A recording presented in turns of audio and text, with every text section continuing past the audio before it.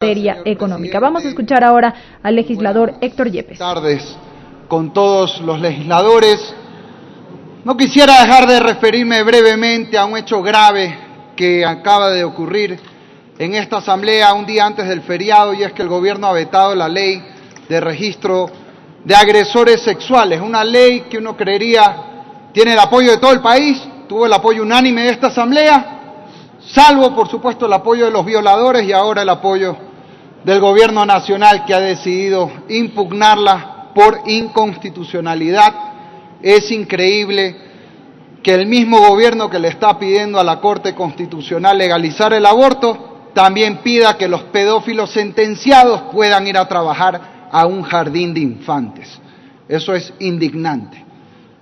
Hecha esa digresión y yendo al tema, señor presidente, esta ley que el gobierno ha llamado de crecimiento económico es realmente una ley de crecimiento de impuestos.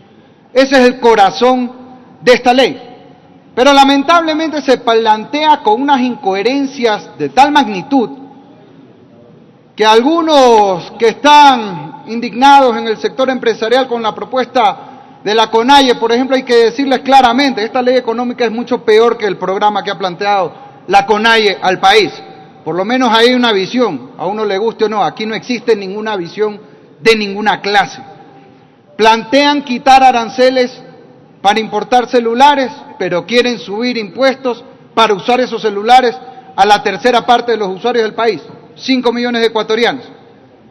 Quieren dinamizar la economía, pero plantean resucitar el impuesto a la plusvalía, perjudicando la construcción de la cual dependen miles de obreros, albañiles, gafiteros, electricistas, el transporte, la señora que vende el almuerzo para quienes trabajan en la obra, el sector que más multiplica el empleo. Dicen que quieren un Ecuador digital, pero a la vez plantean subir impuestos a los servicios digitales y al uso del Internet. Estos son los mismos defectos que ya vimos en dos leyes anteriores, económicas urgentes, que envió este gobierno, parchando como colcha de retazos. Resultado, más pobreza, 161.000 y más puestos de trabajo perdidos en lo que va de este gobierno.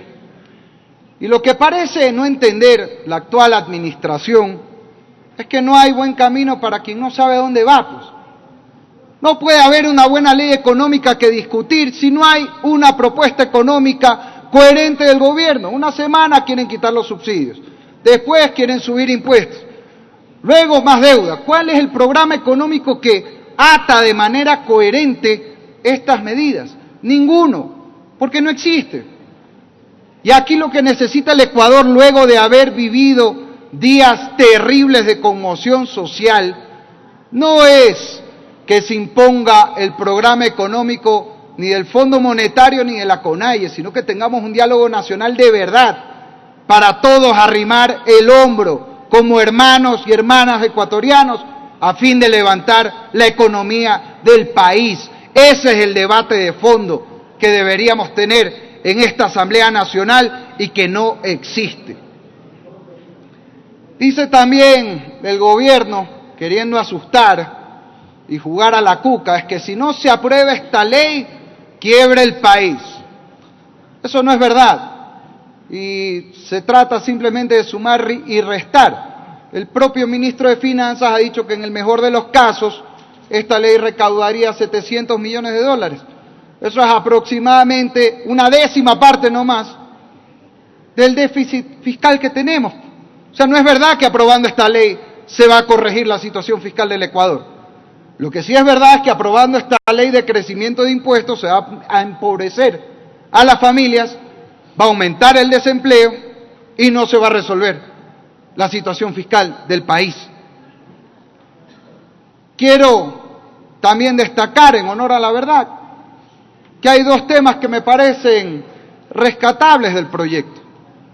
Uno, la ayuda a los 8.700 jóvenes que adeudan créditos estudiantiles, un tema en que yo personalmente vengo insistiendo. 2 veces he propuesto una ley de crédito estudiantil sin intereses, y en esas 2 veces proponía, por ejemplo, que se prohíba la coactiva cuando un joven no tiene trabajo y no tiene cómo pagar un préstamo estudiantil del Estado, porque es increíble que tengamos el doble de desempleo juvenil en el Ecuador frente al resto de la población del país, y sin embargo al joven que cometió el delito, entre comillas, de estudiar y hoy no tener un trabajo, se lo manda a la central de riesgos, se le ponga impedimentos laborales y se pretenda hundirlo cuando recién debería estar empezando su vida productiva y laboral.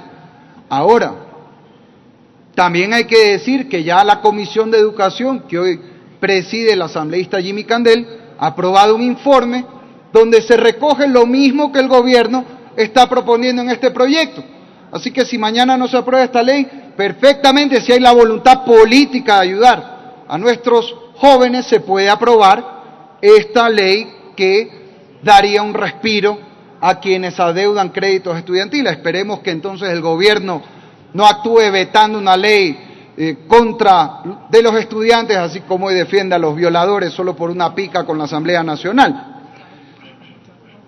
También quiero destacar los beneficios al agro, reducción de aranceles, es positivo, y quiero insistir algo que planteé en los debates de las leyes económicas anteriores, la necesidad de condonar las deudas impagables de nuestros campesinos, sobre todo en el Banco Nacional de Fomento en liquidación, banco que hoy existe simplemente para seguir tratando de cobrar una cartera que hace rato está declarada como incobrable.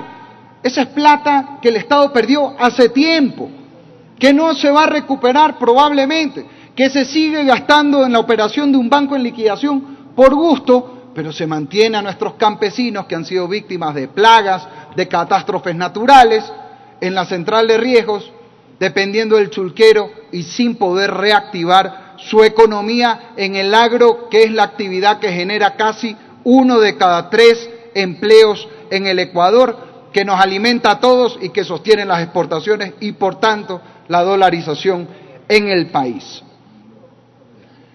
Quiero terminar, presidente, haciendo un llamado al diálogo y al consenso, pero la calentura no está en las sábanas, ese diálogo no puede ser sobre una ley parche, ese diálogo debe ser sobre el programa económico que necesita el Ecuador, entendiendo que la prioridad debe ser ayudar a las familias a trabajar, a producir y a emprender.